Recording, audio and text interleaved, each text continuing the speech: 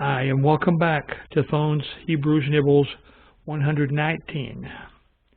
The Faith of Moses, Part 1 of 9. And this part is his fame in Scriptures. So we're going to be reading today Hebrews chapter 11, verses 23 through 29. By faith, Moses, when he was born, was hid 3 months of his parents, because they saw he was a proper child, and they were not afraid of the king's commandment.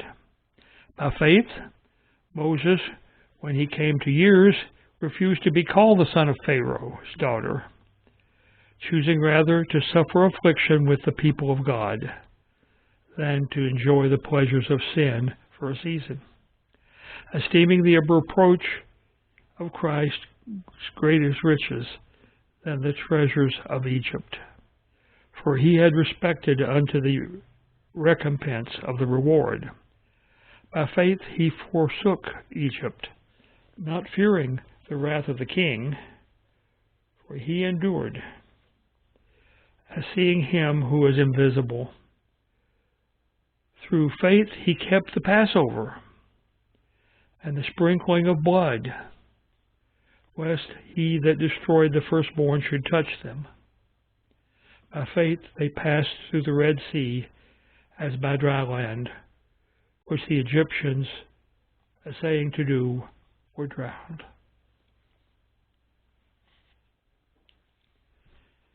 So we're going to talk today about the icon named Moses. Now, we don't consider Moses to be an icon today. There are a variety of icons in our vernacular today, but certainly not Moses. But for the Hebrew people, the Israelites, probably Moses was the greatest of all icons, with perhaps the exception of Abraham.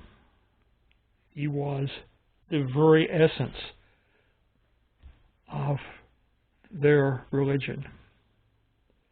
Why is this in the Bible?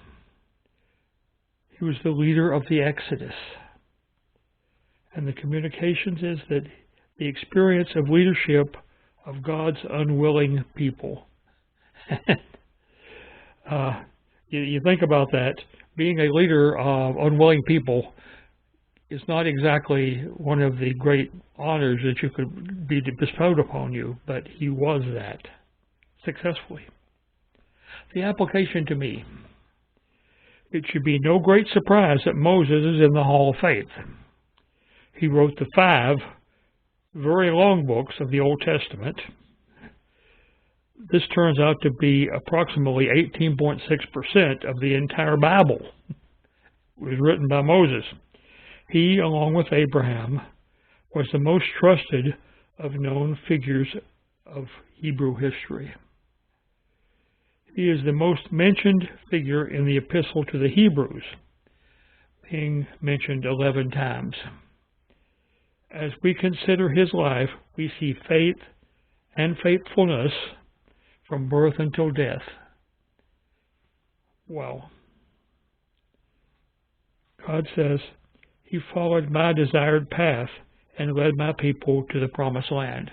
That was his lot in life. My response: Lord, thank you for beginning your written history by showing us such a faithful, honorable man as an example of what was and is possible when we follow you wholeheartedly.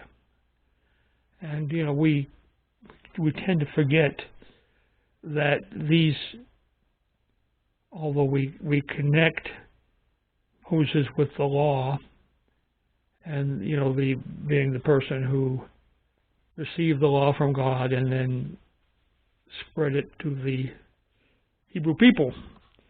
But he also was a leader. He was a military leader.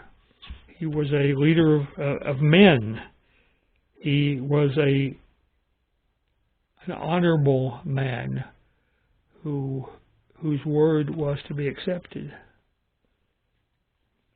We'll talk to you next time.